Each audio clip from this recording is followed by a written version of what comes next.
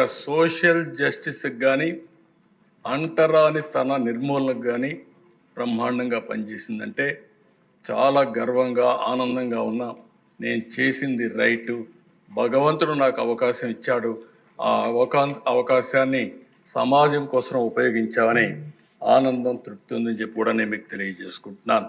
ఆ దశ ఓసారి కొన్ని అవకాశాలు వస్తూ ఉంటాయి, కొంతమంది సద్వినియోగం చేసుకుంటూ కొంతమంది చేసుకోలేరు. నేను ఎప్పుడూ ఒకటే అంటాను, ఈరోజు మీరు చూసే దేశ first time Balayogi east Godavari జిల్లాలో పుట్టిన వ్యక్తి, ఆయన టాలెంట్ చూసాం. మీరు కూడా ఉన్నారు. ఎన్డీఏ ప్రభుత్వంలో స్పీకర్గా పెట్టుకోమని ఆనాటి ప్రభుత్వంలో వాజ్పేయి గారు రిక్వెస్ట్ చేస్తే, రెండు ప్రభుత్వాలకు కూడా సయోధ్య ఉండాలి, కనీసం మీరు మంత్రులు తీసుకోకపోతే పోయారు, ఒక స్పీకర్ని తీసుకోమని తెల్లవారితో నిర్ణయం చేసి ఆయనకు ఇన్ఫార్మ్ చేశాం. మొట్టమొదటిసారిగా లోకసభ స్పీకర్గా ఒక దళితుడిని చేసిన పార్టీ తెలుగుదేశం పార్టీ. బ్రహ్మాండంగా రాణించాడు. గోదావరి ట్రైన్లో వచ్చి నా దగ్గరకు వచ్చినాక ఫ్లైట్ ఎక్కిపోతానంటే నువ్వు వెళ్ళమని చెప్పిన తర్వాత ఢిల్లీలో ఫ్లైట్లో ఉన్నాడు. ఫ్లైట్లో ఉంటే దిశ వాజ్పేయి గారు ఫోన్ చేసి, మీరు ఇప్పుడన్నా ఒప్పుకోండి, 10:30కి నామినేషన్ వేయాలి, 12 గంటలకు 11:30 12 గంటల టైం కూడా అయిపోతుందంటే, అప్పుడు నేను అన్నాను ఓకే నేను చెప్తానని చెప్పి మళ్ళీ ఫోన్ చేసి ఓకే అండి బాలయోగి గారికి ఇస్తున్నా అని చెప్పి, బాలయోగి గారు ఫ్లైట్లో ఉంటే ఎర్రంనాయుడు గారికి ఫోన్ చేసి పిఎం గారు అని ఇది చేశారు, మీకు ట్రాఫిక్ అంతా కూడా క్లియర్ చేస్తారు, ప్రత్యేకమైన లైన్ ఇస్తారు, ఇమ్మీడియట్ దిగతానే తీసుకుపోయి నామినేషన్ ఇప్పించమంటే ఎగ్జాక్ట్గా 5 నిమిషాలకు ముందు పోయి నామినేషన్ వేశారు అధ్యక్ష. బట్ ఒక దళిత, ఒక ఎస్సీ బిడ్డ బ్రహ్మాండంగా రాణించి మొత్తం దేశమంతా కూడా మెప్పించే స్థాయికి ఎదిగారంటే అదే తెలుగుదేశం పార్టీ, తెలుగు గడ్డ గర్వపడుతుందని చెప్పి కూడా నేను మీకు తెలియజేసుకుంటున్నాను. ఇదే మరుగా దేశ 99లో మీరు కూడా ఉన్నారు, మీరు కూడా మంత్రి. ఆ రోజు ప్రతిభా భారతి గారిని స్పీకర్ చేశాం. ఒక మహిళ, ఒక దళిత మహిళని స్పీకర్ చేస్తే ఏ విధంగా ఉంటుందో ఆలోచించి మనం చేశాం. ఆ రోజు కూడా మీరు చూస్తే తెలుగుదేశం పార్టీ మొట్టమొదటిసారిగా ఒక దళిత మహిళని అసెంబ్లీ స్పీకర్ చేసిన ఘనత కూడా మనకు దక్కింది అధ్యక్ష. ఇంకొక పక్క అధ్యక్ష, ఆ రోజు ఈ రెండే కాకుండా కాకి మాధవరావు, ఎవరు అంతవరకు ఎస్సీలు చీఫ్ సెక్రటరీ కాలేదు, అవుతారని కూడా ఊహించుకోలేదు వీళ్ళు. కానీ ప్రమోట్ చేయడమే కాకుండా కాకి మాధవరావు గారిని చీఫ్ సెక్రటరీ చేసి మళ్ళీ ఏదైతే పంచాయతీరాజ్ లోకల్ బాడీ ఎలక్షన్స్ కోసం స్టేట్ ఎలక్షన్ కమిషనర్గా చేసాం అధ్యక్ష. ఇంకో పక్క అధ్యక్ష అదృష్టం ఒకసారి ఎన్టీ రామారావు గారు నేషనల్ ఫ్రంట్ చైర్మన్గా ఉన్నప్పుడు అంబేద్కర్ గారికి భారతరత్న వచ్చింది. ఆయన కృషి మనం ఎప్పుడు మర్చిపోలేమని చెప్పి. ఇంకొకటి అధ్యక్ష, మీరు ఒకసారి చూస్తే మళ్ళీ ఎన్డీఏ గవర్నమెంట్లో అంబేద్కర్ గారి ఫోటో పార్లమెంట్లో పెట్టే పరిస్థితికి వచ్చింది. అంటే ఇవన్నీ కూడా ఒకసారి జరిగినప్పుడు మనకు కూడా ఒకసారి తృప్తి, ఒక సాటిస్ఫాక్షన్, మనం కూడా భాగస్వాములు అని చెప్పి ఆనందం అధ్యక్ష. ఇంకో పక్క అధ్యక్ష కేఆర్ నారాయణన్, నేను యునైటెడ్ ఫ్రంట్ చైర్మన్గా కన్వీనర్గా ఉన్నప్పుడు కేఆర్ నారాయణ గారిని ప్రపోజ్ చేసి ఒక ఎస్సీని రాష్ట్రపతి చేసిన ఘనత కూడా ఆ రోజు తెలుగుదేశం పార్టీకి యూఎఫ్కి దక్కింది అధ్యక్ష. అప్పుడు కాంగ్రెస్ కూడా సపోర్ట్ చేసే పరిస్థితికి వచ్చారు. అబ్దుల్ కలాం అధ్యక్ష, అబ్దుల్ కలాం గారిని ఈ దేశం ఎప్పుడూ గుర్తుపెట్టుకుంటుంది. అలాంటి వ్యక్తిని వాజ్పేయి గారి సహకారంతో ఎన్డీఏ గవర్నమెంట్లో ప్రెసిడెంట్ ఆఫ్ ఇండియా చేసిన ఘనత కూడా మనకు దక్కుతుంది.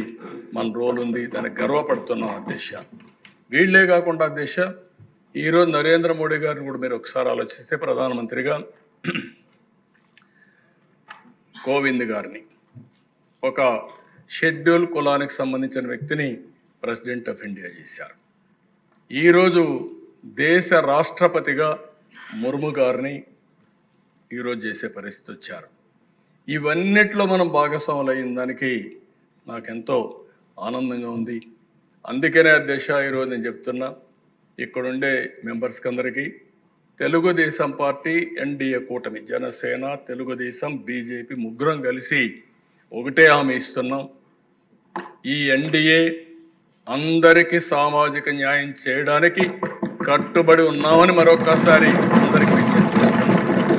నేను ముందే చెప్పాను, ఏదైతే ఈరోజు మనకు సెన్సస్ కావాలి, సెన్సస్ వస్తే ఆ సెన్సస్ ఆధారంగా జిల్లాల వారీగా రిజర్వేషన్స్ పెట్టే పరిస్థితి వస్తుంది. ఈరోజు మిశ్రా కమిషన్ కూడా ఒకటే చెప్పారు, government may take a view on this at an appropriate time after conduct of next census based upon national principles, quantifiable data and inter-sea backwardness. అంటే నెక్స్ట్ ఏదైతే సెన్సస్ వస్తానే దాన్ని బేస్ చేసుకొని జిల్లా వారీగా పెట్టడానికి దాన్ని కూడా ఏమన్నారంటే there have been request to fix the percentage of reservations to the sub classified groups by taking district as a unit. There are 26 districts in the state at present, and the Commission would not like to make any announcement in this matter because there is no proper census. కాబట్టి proper census వచ్చిన తర్వాత మేము కట్టుబడి ఉన్నాం. దానికి ఎట్టి పరిస్థితుల్లో కూడా న్యాయం చేస్తాం. ఈ ప్రభుత్వం సామాజిక న్యాయం జరగాలని, అందరికీ న్యాయం చేయాలనే ఉద్దేశంతోనే ఈ ప్రభుత్వం ముందుకు పోతున్నామని చెప్పి కూడా నేను మీకు తెలియజేస్తున్నాను. ఇప్పుడే స్వామి గారు కొన్ని విషయాలు చెప్పారు, నేను అవన్నీ పోవడం లేదు. గడచిన ప్రభుత్వం 5 ఏళ్లలో ఒక్క పైసా ఖర్చు పెట్టకపోతే ఈ ప్రభుత్వానికి ఆర్థిక ఇబ్బందులున్న ఎస్సీల కోసం 804 కోట్ల అవుట్లేతో 340 కోట్ల రూపాయలు సబ్సిడీతో గవర్నమెంట్ గ్రాంట్తో ఎకనామిక్ సపోర్ట్ స్కీమ్స్ తీసుకొచ్చాం. సబ్ ప్లాన్ పూర్తిగా రద్దయ్యే పరిస్థితి వచ్చింది. 14-19 సబ్ ప్లాన్ పర్ఫెక్ట్గా అమలు చేశాం.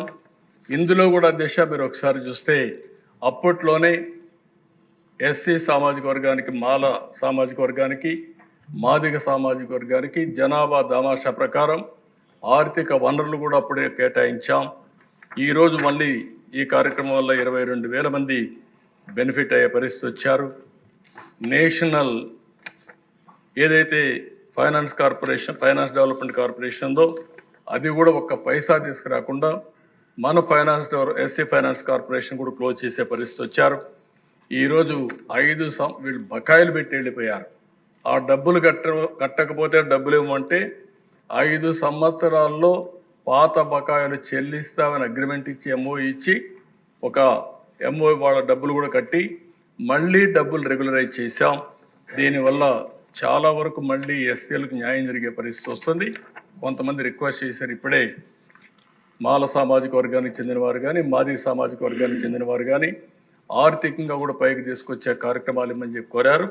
ఈ ప్రభుత్వం కట్టుబడి ఉంది. ఓసారి వాళ్ళ కుల వృత్తుల వల్ల కొన్ని పనులు ఇచ్చే అవకాశం ఉంటుంది. ఏమేం చేయాలని నేను ఆలోచించి తప్పకుండా దీనికి శ్రీకారం చుడతామని చెప్పి కూడా మాల సామాజిక వర్గానికి కానీ, మాదిగ సామాజిక వర్గానికి కానీ, రెల్లి సామాజిక వర్గానికి కానీ, కడాన బుడగ జంగం సభ్యులకు కూడా విజ్ఞప్తి చేస్తున్నాను అధ్యక్ష.